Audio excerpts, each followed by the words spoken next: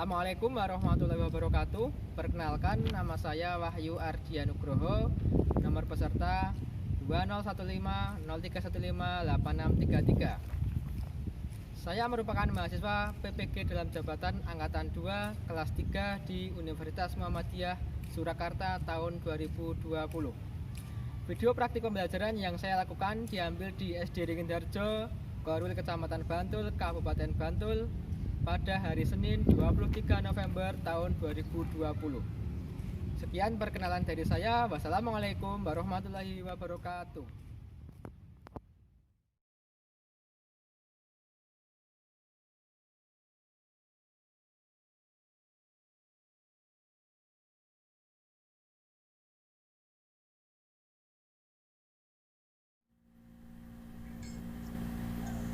Assalamualaikum warahmatullahi wabarakatuh. Waalaikumsalam warahmatullahi wabarakatuh. Ya, bagaimana kabar anak-anak semua hari ini? Sehat ya? Sehat. Ya, alhamdulillah. Sudah sarapan semua atau belum? Sudah. Ya, baik. Tetap jaga kesehatan ya, patuhi protokol kesehatan, cuci tangan, pakai masker, dan jaga jarak dengan orang lain. Baik, sebelum pembelajaran pada hari ini kita mulai, kita berdoa dahulu. Silakan salah satu siswa untuk memimpin berdoa. Doa mulai.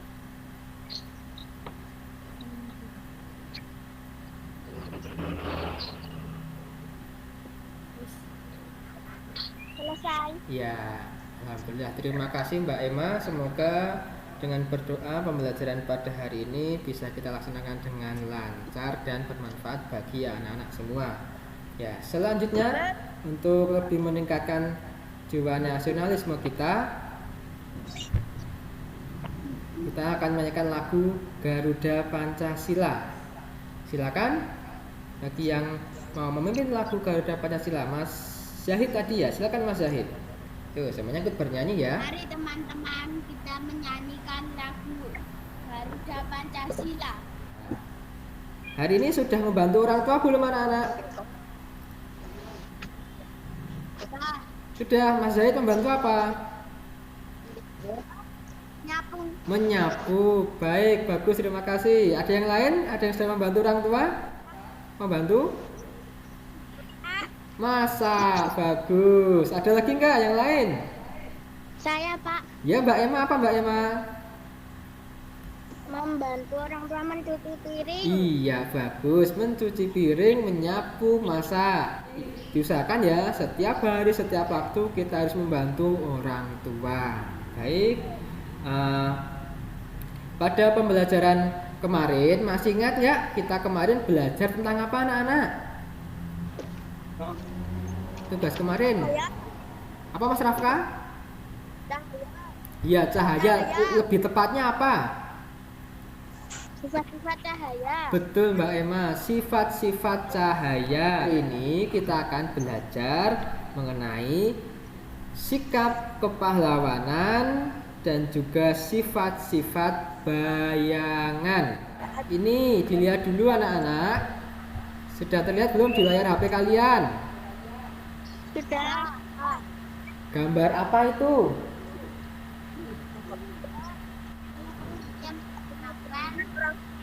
Iya, seorang anak sedang menyeberangkan orang tua, betul. Sikap apa yang bisa kalian contoh dari gambar itu anak-anak? Peduli, ya bagus. Kira-kira apakah anak itu bisa disebut sebagai pahlawan anak-anak? Bisa, ya betul, bisa. Anak tersebut bisa disebut sebagai pahlawan. Nah, sudah jelas ya. Kemudian anak-anak sendiri juga apakah sudah pernah menolong orang lain? Menyeberangkan orang buta. Oh, menyeberangkan orang buta, bagus sekali. Kira-kira mengapa kok Mas Rafka menolong orang buta tadi?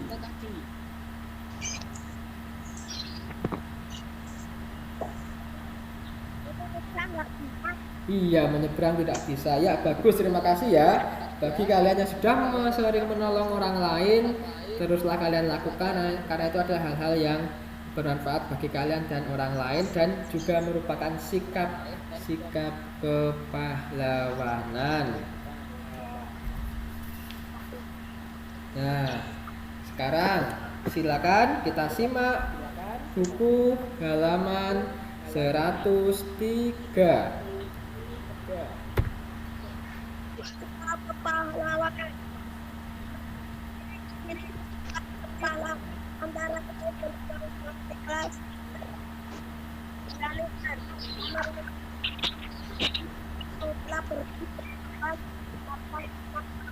telah Berjuang dengan ikhlas. Salah satu sikap pahlawan yang patut diteladani adalah berjuang dengan ikhlas. Mereka tidak mengharapkan imbalan dalam berjuang. Mereka malahan mau mengorbankan harta dan jiwa raganya demi menegakkan cita-cita kemerdekaan. Mereka tidak berjuang untuk mengharapkan harta, pangkat, dan jabatan. Tujuannya untuk mencapai cita-cita luhur bagi kemerdekaan bangsa. Jadi berjuang dengan ikhlas itu berjuang tanpa mengharapkan imbalan. Paham sampai di sini anak-anak? Yang kedua, coba dibacakan. Mas Bayu, coba Mas Bayu, dibacakan Mas Bayu. Berani karena benar. karena benar. Yang lain menyimak, Mas Zahid, silakan disimak. Orang dengan Ya, terima kasih Mas Bayu. Berani karena benar. Sifat berani berhubungan erat dengan kebenaran. Seseorang tidak akan takut jika dia sedang memperjuangkan kebenaran. Orang berani tidak sama dengan nekat. Para pejuang berani melawan penjajah karena mereka memiliki cita-cita luhur membebaskan bangsa Indonesia dari belenggu penjajahan. Padahal musuh yang mereka hadapi bersenjata lengkap dan canggih. Dengan bermodalkan tekad yang kuat, para pahlawan berani melawan penjajah dengan persenjataan seadanya. Jadi zaman dulu para pahlawan menggunakan bambu runcing, kemudian menggunakan keris, menggunakan bambu, menggunakan kayu untuk melawan penjajah. Seperti itu ya. Selanjutnya yang nomor 3, pantang menyerah. Coba dibacakan Mbak Emma.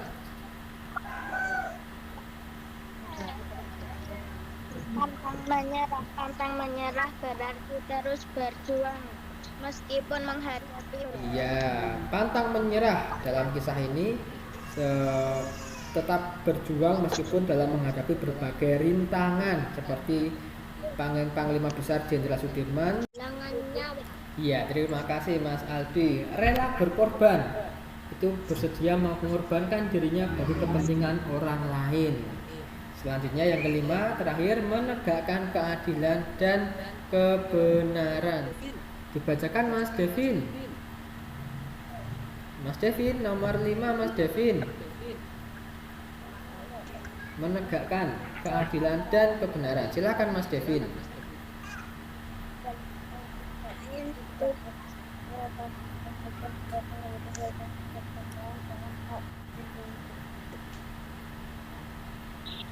Ya, terima kasih.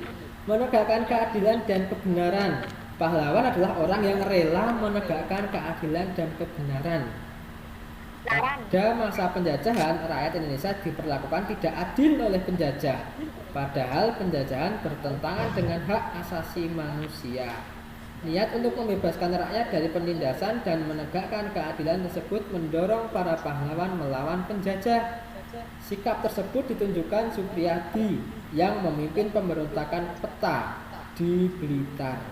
Beliau melakukan perlawanan terhadap Jepang karena tidak tahan melihat perlakuan kejam penjajah terhadap rakyat.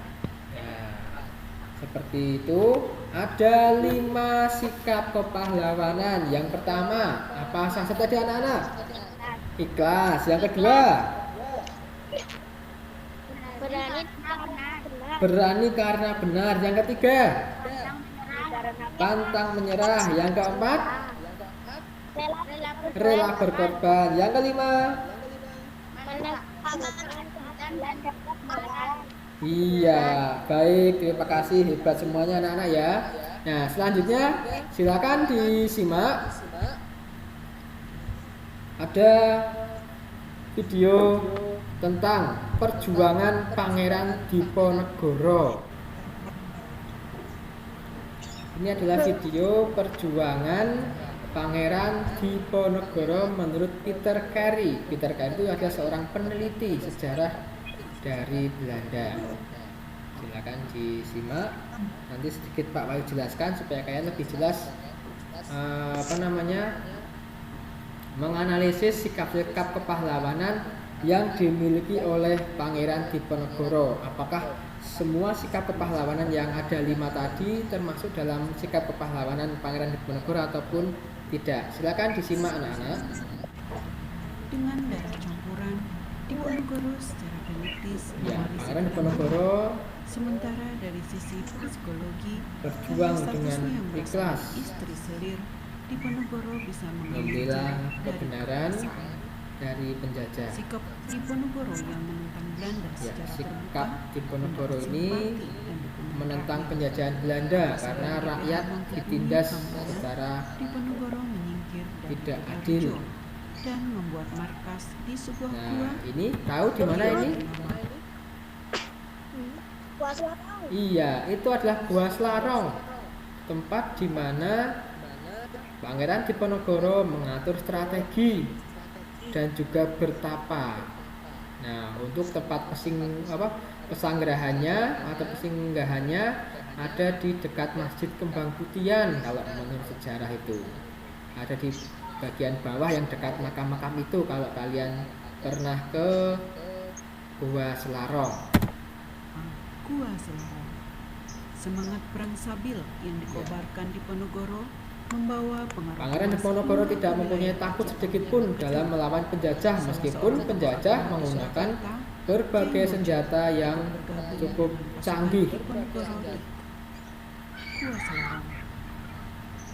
Perjuangan Diponegoro juga Pasukan didukung Pangeran oleh Sunan Diponegoro cukup Kalijogo banyak, dan banyak yang Raden menggunakan Tumenggung Prawirodipjoyo pedang, Bupati Kakatan. kemudian bambu Peter runcing Carey dan juga dan takdir kayu. karya Pangeran Diponegoro 1785 hingga Ini adalah Peter Carey. 1895 disebutkan bahwa sebanyak 112 kiai, 31 haji, serta 15 syekh dan puluhan penghulu pagoda. Nah, ini dari pasukan Belanda, persenjataannya cukup lengkap.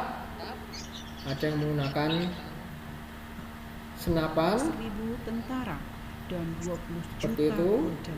Sedangkan Berbagai pasukan cara dari terus Pangeran diupayakan Diponegoro Belanda untuk banyak menangkap menggunakan kayu, Diponegoro, bambu runcing, termasuk tapi sayembara dipergunakan tidak menyurutkan dengan hadiah semangat 50.000 mereka dalam menaklukkan Perang penjajah. Diponegoro merupakan perang terbuka. Perang ini dengan perang yang pasukan- terbuka di pasukan mana infanteri, semuanya kavaleri, perang dan dalam artileri yang menjadi keadaan yang senjata terbuka, andalan dalam pertempuran berhadapan frontal satu di lawan kedua satu. pihak yang Jadi banyak berlangsung sekali korban selama yang berjatuhan, baik itu dari pihak terjadi Belanda di ibu kota maupun dan dari di pihak seluruh Jawa.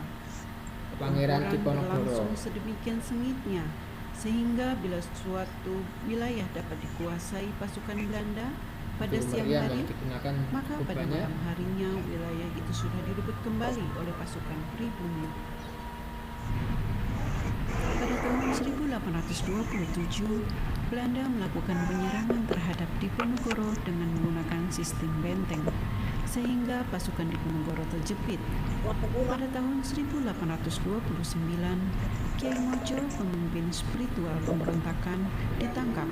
Menyusul kemudian Pangeran Mangkubumi. Nah, akhirnya karena Belanda kewalahan untuk menangkap Pangeran Diponegoro, akhirnya para pengikut Diponegoro seperti pasukannya ditangkap, kemudian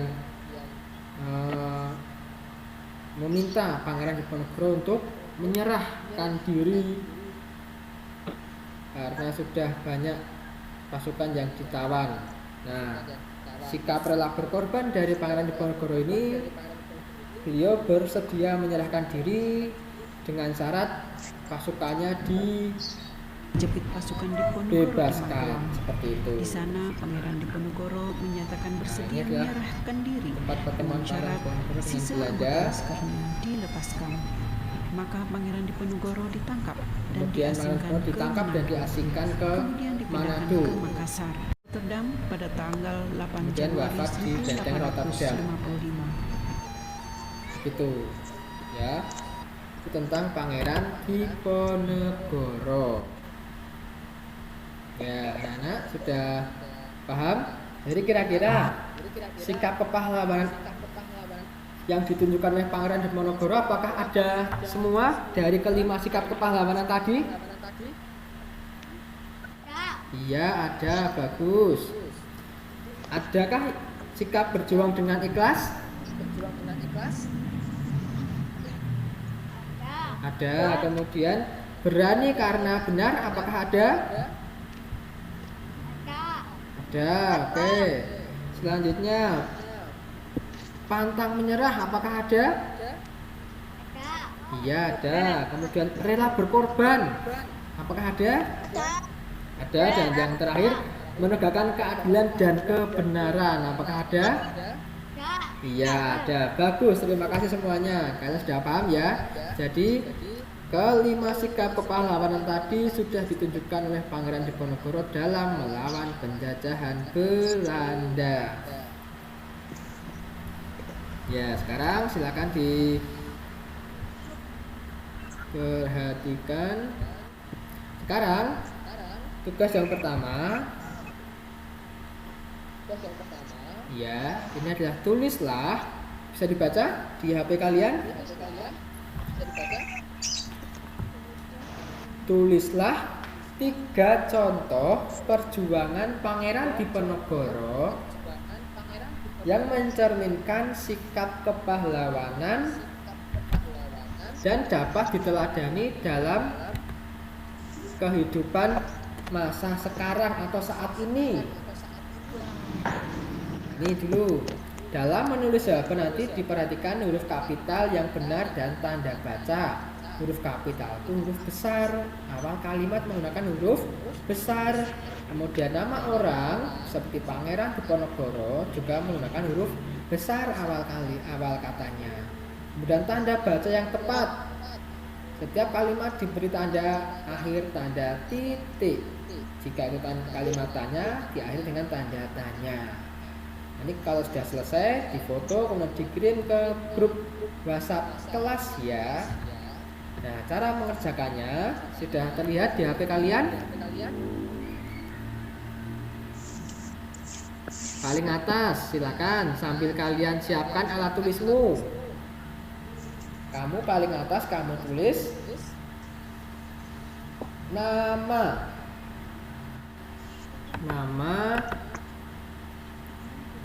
terus judulnya. Judulnya adalah Perjuangan Pangeran Diponegoro yang mencerminkan sikap kepahlawanan dan dapat diteladani dalam kehidupan masa sekarang. Sudah ditulis judulnya, kemudian kamu tulis sikap kepahlawanan nomor 1. Ambil salah satu sikap kepahlawanan dan contoh yang biasa terjadi di lingkungan sekitar kita saat ini. Mas Aldi sudah? Belum ya? Ada kesulitan tidak Mas Aldi? Tidak ya. Kalau ada yang mengalami kesulitan silakan tanya. Tidak usah malu, nggak usah takut. Oke, kalau Mas Rafka sudah selesai difoto, kemudian dikirim ke grup WA ya. WA kelas. Ya, yang sudah mengirimkan tugas ada Mas Wisnu, kemudian Mbak Emma, iya, kemudian ada Mas Zahid, ada Mas Rafka, ya, terima kasih. Ya, baik.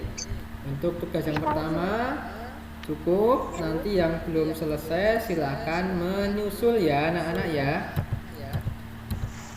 Nah, dari sikap-sikap Pangeran Diponegoro yang mencerminkan sikap kepahlawanan, selanjutnya kita akan belajar mengenai cermin juga anak-anak. Sebelumnya Pak Wahyu bagi kalian dalam diskusi kelompok. Diskusi kelompok ini seperti biasa Pak Wahyu bagi menjadi 4 kelompok. Nah, sekarang dilihat pada layar HP kalian. Masih ingatkah kalian tentang sifat-sifat cahaya pada materi sebelumnya? Yang pertama itu sifat cahaya bagaimana? Yang pertama itu Cahaya merambat lurus. bagus. Nomor 1 itu adalah gambar bagaimana cahaya merambat lurus. Gambar yang kedua ada seorang anak menyalakan senter. Cahaya menembus benda bening. Iya betul. Nomor 2 itu adalah cahaya menembus benda bening. Yang nomor 3 Cahaya dapat dapat memantulkan. nomor 3 bagus. Cahaya dapat dipantulkan. Nomor yang keempat, sifat yang keempat, Dapat dibiaskan. iya cahaya dapat dibiaskan. Nah, selanjutnya, pernahkah kalian mengalami hal seperti ini? Pernah. Iya. Ketika kalian berdiri di halaman rumah atau di lapangan saat siang hari, pasti kalian mempunyai bentuk tubuh kalian tapi berwarna gelap. Disebut apakah itu? Bayangan. Iya, bayangan, betul. Itu adalah bayangan. Kedua, apakah yang akan muncul ketika kita berada di depan cermin seperti itu? Betul. Bayangan. Iya, wajah kita atau bayangan kita juga. Jadi bayangan itu ada 2 pengertian anak-anak. Silakan disimak. Apa itu bayangan? Ketika kita berada di depan kaca, maka akan keluar, atau di depan cermin maka akan keluar bayangan kita. Nah, sebenarnya apa itu cermin?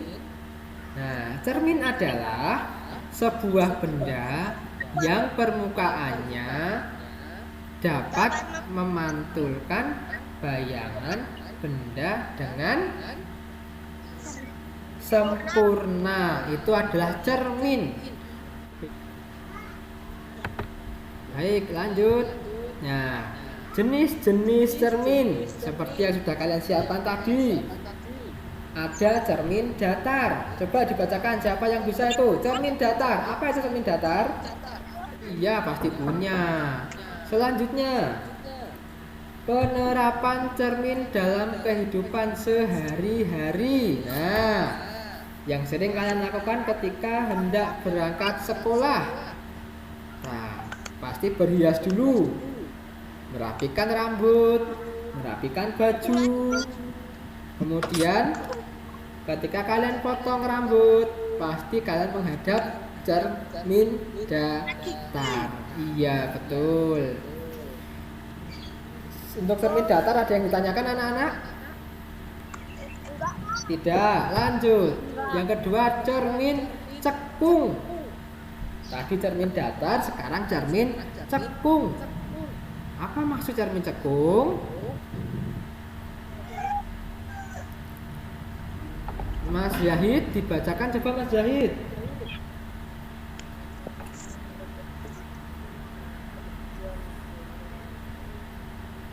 Seperti bagian bola sebelah dalam atau melengkung ke dalam. Iya, kalian bayangkan bola plastik itu kalian belah jadi 2. Kemudian bagian yang dipakai adalah bagian dalam. Itulah yang dinamakan dengan cekung. Kalau bahasa Jawanya sing yang legok. Nah, itu biasanya ada pada senter. Coba kalian yang sudah membawa senter dilihat bagian dalamnya. Pasti ada cermin yang melengkung ke dalam. Ya tidak? seperti ada pada gambar itu adalah cermin cekung. Paham ya tentang cermin cekung ya? Paham. Oke, lanjut. Pemanfaatan cermin cekung itu ada pada reflektor lampu senter. Jadi cermin cekung tadi ada pada lampu senter anak-anak. Nih, lanjut. Setelah cermin cekung, cermin cembung sekarang. Coba dibacakan lagi Mas Zahid. Cermin cembung. Ini di mana? Di jalan. Di jalan, betul, di persimpangan jalan atau di pertigaan. Cerminnya bisa dimanfaatkan di bagian mobil, bagian mana itu? Yang kendaraan. Iya, spion kendaraan, betul. Baik mobil ataupun motor, spionnya pasti cerminnya cermin cembung. Apa tadi anak-anak? Ada 3. Yang pertama cermin 3. Cermin cembung. datar, cermin cekung, kemudian cermin Cembung. cembung, betul. Cermin datar, cermin cekung, dan cermin cembung. Lah, di sini kita akan belajar mengenai bayangan yang muncul dari ketiga cermin tersebut. Percobaan cermin. Sudah dibuka bukunya? Ya, alatnya seperti yang sudah Pak Wi sampaikan kemarin, ada cermin datar atau cermin yang biasa kalian pakai untuk berkaca atau bercermin. Sudah dipegang? Nah, silakan disiapkan alat tulisnya. Kalian tulis percobaan pertama. Percobaan 1. Nah, kalian tulis yang berwarna kuning itu anak-anak. Percobaan 1. Judulnya bayangan cermin datar. Langkah kerja. Yang pertama, siapkan cermin datar. Pegang cermin datarnya tadi. Ya. Letakkan cermin persis di depan wajahmu. Coba cermin tadi letakkan di depan wajahmu. Ya, oke, lihat wajahmu di sini. Ditulis yang kuning ya, bukan yang putih. Nah, amati bayangan yang dipantulkan. Nah, sekarang yang kamu tulis adalah sifat bayangan cermin datar. Nomor 1, posisi bayangannya itu tegak itu sama-sama di atas kepalanya, atau terbalik, atau malah miring. Oke, percobaan yang kedua, bayangan cermin cekung. Silakan yang pertama, langkah pertama, siapkan sendok makan stainless steel. Sudah? Sendoknya sudah dipegang semua. Oke, yang kedua, gunakan bagian dalam sendok. Bagian dalam itu yang cekung tadi, yang biasanya kamu meletakkan nasi di atasnya. Yang ketiga, letakkan persis di depan wajahmu. Ya, kemudian amati bayangan yang dipantulkan. Sama seperti tadi. Sifat bayangan cermin cekung. Bahan yang ketiga. Silakan kamu tulis percobaan 3. Bayangan cermin cembung. Ukuran bayangannya. Wajahmu di punggung sendok tadi lebih besar atau sama atau lebih kecil. Ya sudah. Lanjut, berikutnya kita akan menuliskan laporan percobaan tadi. Nah, silakan kamu tuliskan lagi di bukumu seperti itu. Tidak harus dibuat kotak-kotak.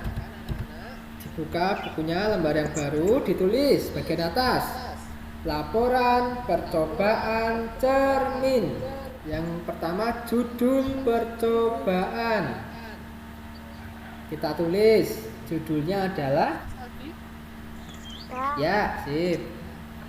Yang kedua tujuan. Yo, tujuannya alat dan bahan. Yang ketiga alat dan bahan. Tadi ada dua alat dan alatnya yang kalian gunakan, apa dan apa tadi.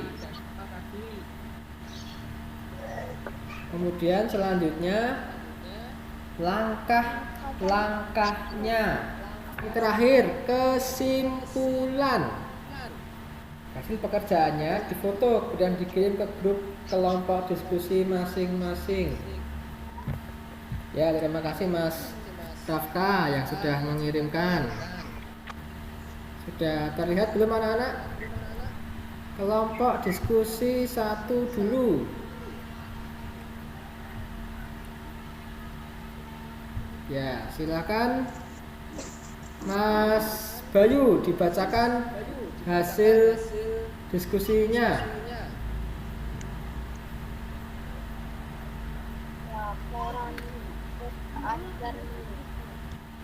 Ya, baik. Terima kasih Mas Bayu. Nanti kita bahas dulu.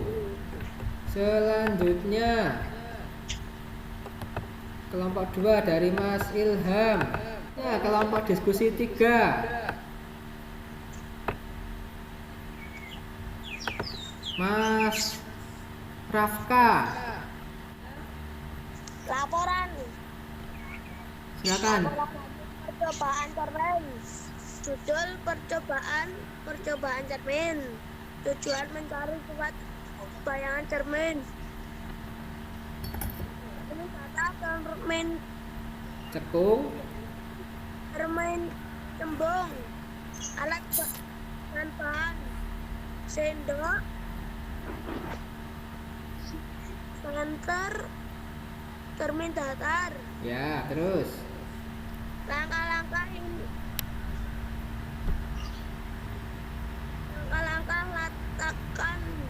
Letakkan cermin.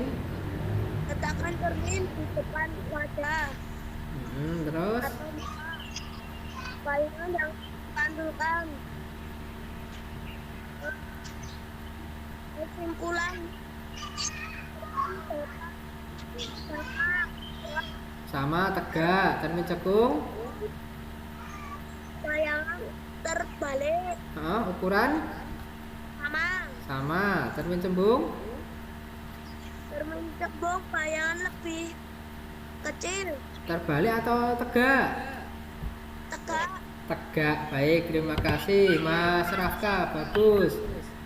Nah, ya, jika ada yang berbeda, memang pasti ada yang berbeda karena semuanya melakukan pengamatan dengan sudut pandang yang berbeda-beda. Ya, sekarang kita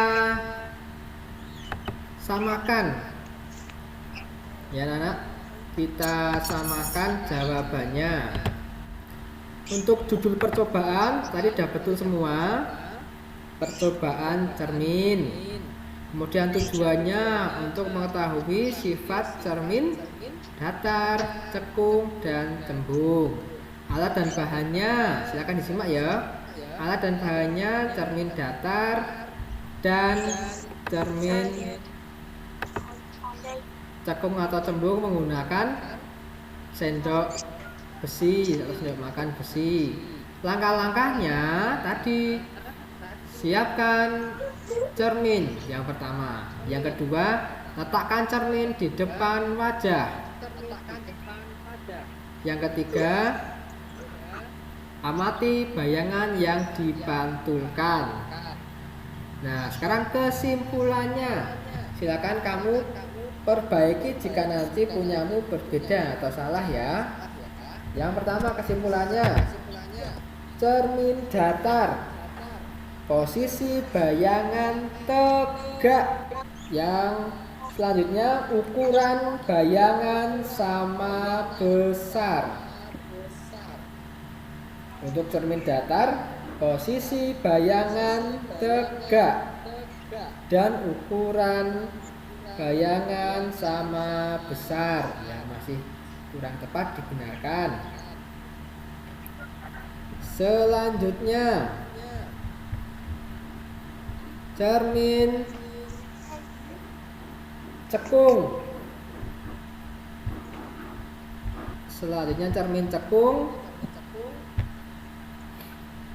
Posisi bayangan terbalik. Sudah sama dengan punyamu? Cermin cekung, posisi bayangan terbalik.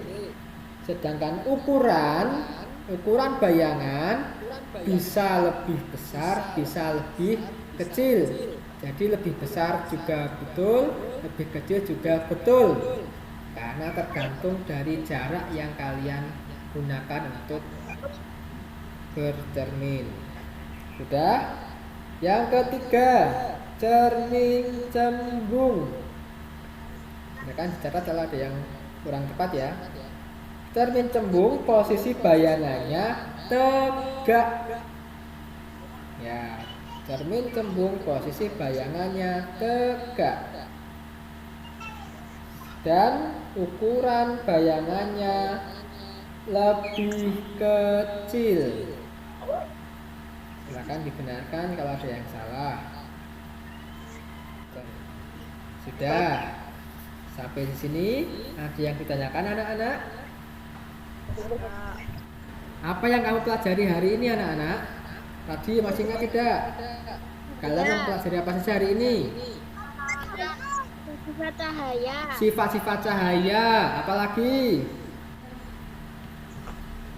Sikap kepahlawanan. Betul, sikap kepahlawanan. Tentang?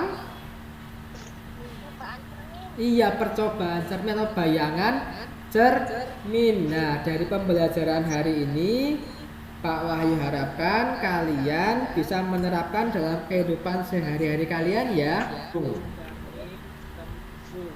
Apakah ada yang belum dipahami anak-anak sampai di sini? Ya, baik. Selanjutnya kalian silakan mengerjakan soal evaluasi yang nanti akan Pak Wahyu share pada grup WA kelas ya anak-anak. Nanti tampilannya soal akan seperti ini anak-anak. Belum pelajaran pada hari ini kita akhiri. Pak Wahyu ucapkan terima kasih. Kita menyanyikan lagu Gundul-Gundul Pacul dahulu. Yo, semuanya menyanyikan ya. 1, 2, 3. Gundul-gundul pacul-cul.